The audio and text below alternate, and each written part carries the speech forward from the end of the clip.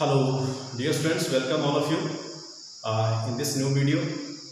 Hopefully आप ये video पूरा देखोगे और ध्यान से सुनोगे। बच्चों, होता क्या है, जब तक आप ध्यान से सुनोगे नहीं तो आप सीखोगे नहीं। ठीक है, जो फर्स्ट रूल होता है अंडरस्टैंडिंग का वो ये होता है कि सबसे पहला रूल क्या होता है कि लिसनिंग एबिलिटी होनी चाहिए। लिसनिंग, ठीक है, समझो, सभी कैपेबल होते हैं लिसन करने के लिए, लेकिन पेशेंस किसकी है कि वो पूरा सुने, वही समझ पाए।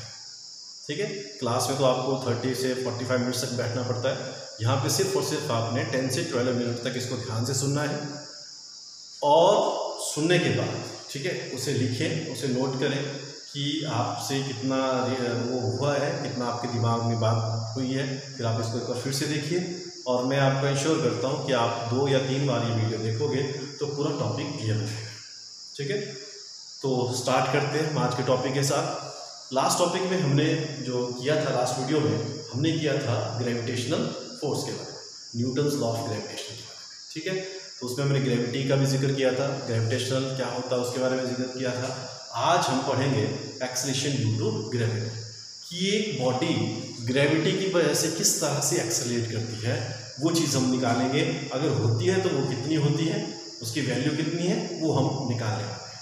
क्लियर है, वो कहाँ कितनी हो सकती है, हाइट वाइज, ठीक है, साइज वाइज, रोटेशन वाइज, उसमें फ़र्क आता है, कितना कितना फ़र्क आता है, कहाँ ज़्यादा होती है, कहाँ कम आती है।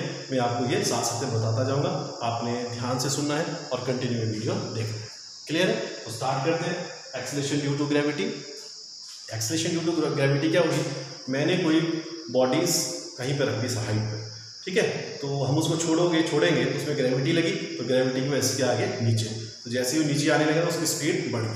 ठीक है, तो मतलब बॉडी एक्सेलरेट कर रही है, और वो जो एक्सेलरेशन उसकी होती है उस एक्सेलरेशन को बोलते हैं हम एक्सेलरेशन ड्यू टू ग्रेविटी।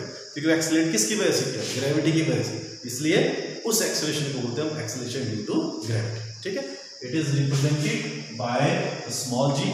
ठीक है, आप कह सकते हैं इसका सिंबल क्या है, स्मॉल जी। ठीक है, इसके हम न्यूमेरिकल वैल्यू निकालेंगे।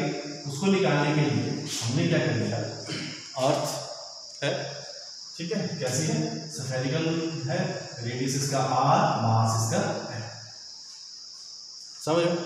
अब ये बॉडी है, ठीक है, कोई भी बॉडी है, ठीक है, जब ये गिरेगी, ठीक है, कहीं हाइट, ठीक है, अब मान लो इसकी हाइट ले, यहाँ पे कोई बॉडी है, ये नीचे की ओर आ रही है।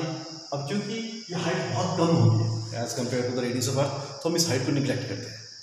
क्लियर है, हम सिंपल सा मान के चलते हैं कि इन दोनों के बीच में, ठीक है, तो जो फोर्स लगी जिसकी वजह से नीचे को आया, that force is equal to कितना होता है, मास इंटू एक्सेलरेशन। फोर्स ऐसा ही होता है। अब यहाँ पे एक्सेलरेशन क्या है, gravity, so that is m into g, where m is the mass of the object. Clear है, अब आप लिखोगे क्या, ठीक है, आप छोटी क्लासेस में इसलिए ध्यान से सुन लेना, क्या लिखोगे, आपने शुरू में लिया consider earth be a sphere of radius r and having mass m। ठीक है, now take a body m, ठीक है, take a body having mass small m at a certain height, and this height is very less than the radius of earth, so it can be neglected. पहले लेनी पड़ेगी, फिर आप उसको neglect कर सकते हो। फिर in that situation the force due to gravity on the body, it is equal to mg। आप इसे वेट ऑफ द बॉडी भी बोल सकते हो, mg। क्लियर हो गया। लेकिन हमने पढ़ा था लास्ट वीडियो में ग्रेविटेशनल लॉ। ग्रेविटेशनल लॉ में क्या था कि एक बॉडी दूसरी बॉडी के ऊपर जो फोर्स लगाएगी, एक बॉडी दूसरी बॉडी के ऊपर जो फोर्स लगाएगी वो ग्रेविटेशनल फोर्स होती है, and that gravitational force is equal to gmm upon r square. हमने क्योंकि इसकी जो हाइट है वो निगलेक्ट किया, तो हम डायरेक्ट r स्क्वायर कर सकते हो, अदरवाइज आपको r प्लस h स्क्वायर करना पड़ेगा। ठीक है, तो सिंपली आप इससे चलिए, कितना हो गया, r स्क्वायर, आसान हो गया।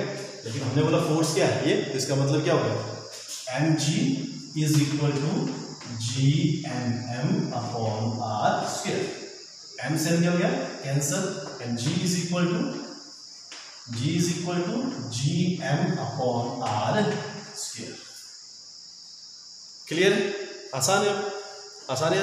अब क्या करना है, हमने जी की वैल्यू निकाली है, हमने न्यूमेरिकल फॉर्म में इसको लिखना है, तो न्यूमेरिकल फॉर्म नंबर्स की फॉर्म है, इसकी वैल्यू कितनी होती है, उसके लिए हमको जी ग्रेविटेशन कांस्टेंट है, कल मैंने आपको इसकी वैल्यू बताई थी लास्ट वीडियो में, कितना था 6.67 × 10⁻11 न्यूटन मीटर स्क्वायर पर केजी स्क्वायर, ठीक है।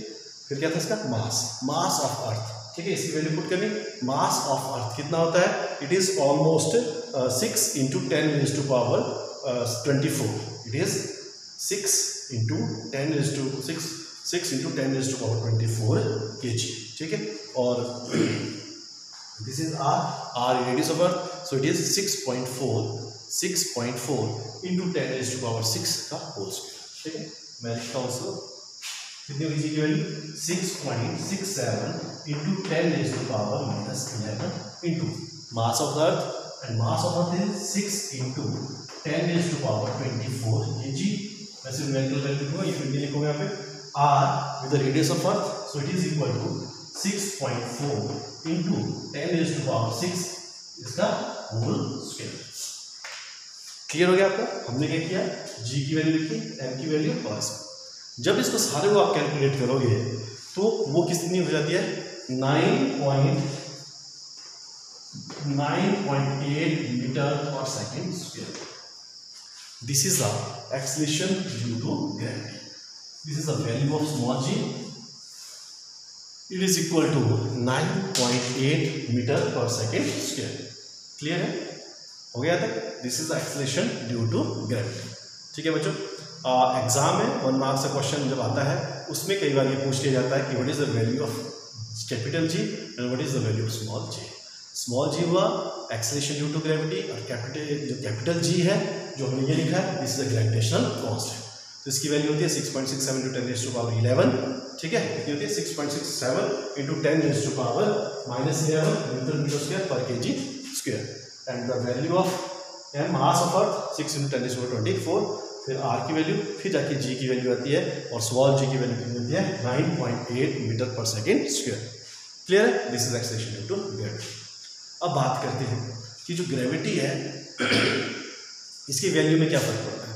ये ऐसी ही रहती है कि चेंज होती है। ये जो वैल्यू ऑफ जी है ये ऑलमोस्ट अर्थ के सरफेस पे इसकी वैल्यू इतनी ही रहती है 9.8 मीटर पर सेकेंड स्क्वायर। थोड़ा सा ऊपर नीचे चले जाए तो भी वैल्यू यही रहती है, लेकिन जब बहुत हाइट पे अगर हम इसे चले जाते हैं तो उस केस में इसकी वैल्यू थोड़ी डिक्रीज कर जाती है, ठीक है। तो जो वैल्यू ऑफ जी है, अगर आप हाइट के साथ ऊपर जाओगे, बहुत हाइट पे जाओगे तो डिक्रीज करेगी, अर्थ के सरफेस के अंदर जाएंगे तो भी डिक्रीज करेगी। क्लियर है, हाइट से ऊपर को जाओगे तो भी डिक्रीज करेगी, अंदर चले जाओगे, अर्थ के अंदर चले जाओगे तो भी, डेप्थ में चले जाओगे तो भी डिक्रीज करेगी। क्लियर है। और जो वैल्यू ऑफ जी है वो पोल्स और इक्वेटर के हिसाब से भी वेरी करती है, ठीक है। इक्वेटर और पोल के हिसाब से भी वेरी करती है। कहाँ कहाँ किस तरह से वैल्यू रहती है, ठीक है। जो वैल्यू ऑफ जी है, ठीक है, वो पोल में ज़्यादा होगी और इक्वेटर में कम, ठीक है। तो ऐसा बोल सकते हैं इक्वेटर टू पोल जब हम जाते हैं तो value of g goes on increasing, क्योंकि पोल पे वैल्यू ज़्यादा होती है, इक्वेटर पे क्या होती है, कम। क्लियर है। और at the centre of earth its value is 0, ठीक है। जी की वैल्यू क्या है, 0 होगी। कहाँ पे, at the centre of earth. कहाँ पे, at the centre of earth the value of g is 0, ठीक है। क्लियर है। तो मैंने क्या बोला आपका, इसकी वैल्यू का फर्क पड़ता है हाइट के हिसाब से, ठीक है। जैसे मानो ऑलमोस्ट 1000 किलोमीटर तक अर्थ के सरफेस से 1000 किलोमीटर तक यही वैल्यू रहेगी 9.8 मीटर पर सेकेंड स्क्वायर। लेकिन जैसे ही 1000 की हाइट के आसपास हम पहुंच जाएंगे तो इसकी वैल्यू कम हो जाएगी, क्योंकि डिक्रीज करेगी हाइट के हिसाब से, और वो वहाँ पे almost 7.33 metre per second square की वैल्यू हो जाएगी, ठीक है। बोले मतलब हाइट के हिसाब से कम हो जाएगी, डेप्थ के हिसाब से भी कम हो जाएगी, इक्वेटर पे कम होगी, पोल पे क्या होगी, ज़्यादा होगी। जब इक्वेटर से पोल की तरफ जाएंगे तो इंक्रीज करेगी, और at the centre of earth its value is, जो gravitation acceleration due to gravity है ये जो है at the centre of earth it is 0, ठीक है। और जो हमारा बॉडी का वेट है वो सारा का सारा जी की वैल्यू के ऊपर डिपेंड करता है, ठीक है। क्योंकि आपको पता है मास जो बॉडी का वो कांस्टेंट रहता है, जो वेट होता है वो वेरी करता है, ठीक। और ये जो ग्रेविटी की वैल्यू है मैंने बोला वेरी करेगी, और टू अर्थ जो प्लैनेट टू प्लैनेट ये वेरी करती है। क्लियर है। जो ग्रेविटेशनल पुल होता है मून का अर्थ का, उसमें कितना फर्क है 1/6। जो मून की ग्रेविटी है वो हमारे से कितनी है 1/6। तो वहाँ पे जो उसका वेट होगा वो भी क्या होगा कम होगा, लेकिन मास सेम रहेगा। अगर आपसे पूछे कि अर्थ में इतना मास है और मून पे कितना मास हो, तो mass will remain same but the weight will changes. ठीक है, सपोज आप यहाँ पे आपका वेट है 60 न्यूटन, ठीक है, वहाँ पे जब आप जाओगे तो कितना रह जाएगा 10 न्यूटन। ठीक है, क्यों? क्योंकि वहाँ की जो ग्रेविटी का कितना फर्क है 1/6। क्लियर है? तो होपफुली आप इसे समझे होंगे, ध्यान से इन चीज़ों को नोट कर सकते हो, आगे भी काम आएगा। तो आज के लिए इतना ही काफ़ी है, नेक्स्ट वीडियो में और नई चीज़ों के साथ आपसे मिलते हैं। Till then goodbye, have a great time.